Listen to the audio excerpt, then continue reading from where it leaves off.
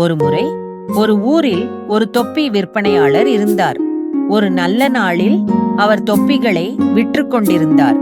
தொப்பிகள், தொப்பிகள், தொப்பிகள், 100 ரூபாய் தொப்பிகள், 10 ரூபாய் தொப்பிகள். அவர் தொப்பிகளை சில விற்பனை செய்த பிறகு அவர் மிகவும் சோர்வடைந்தார். சிறிது நேரம் ஓய்வெடுக்க ஒரு பெரிய மரத்தின் அடியில் அமர முடிவு செய்தார். விரைவில் அவர் தூங்கினார். பெரிய மரத்தில் பல குரங்குகள் இருந்தன. தொப்பி விற்பவர் மரத்தின் அடியில் தூங்குவதை அவர்கள் கண்டார்கள். குரங்குகள் மரத்தின் உச்சியில் அமர்ந்திருந்தன. குரங்குகள் கீழே வந்து தொப்பி விற்பனையாளர் பையில் இருந்து தொப்பிகளை எடுத்து அணிந்தன. பின்னர் அவர்கள் மீண்டும் மரத்தில் ஏறினார்கள். தொப்பி விற்பனையாளர் எழுந்தபோது அவரது கூடை காலியாக இருப்பதைக் கண்டு அதிர்ச்சியடைந்தார். அவர் தனது தொப்பிகளை தேடினார்.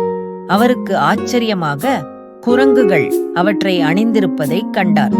குரங்குகள் அவரை பின்பற்றுவதைக் கண்டார். எனவே அவர் தனது தொப்பியை கீழே வீசத் தொடங்கினார். குரங்குகளும் அவ்வாறு செய்தன.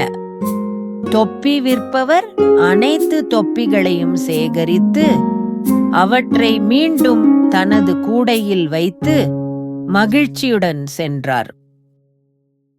இந்த கதை உங்களுக்கு பிடிச்சிருந்தா லைக் பண்ணுங்க, சப்ஸ்கிரைப் பண்ணுங்க.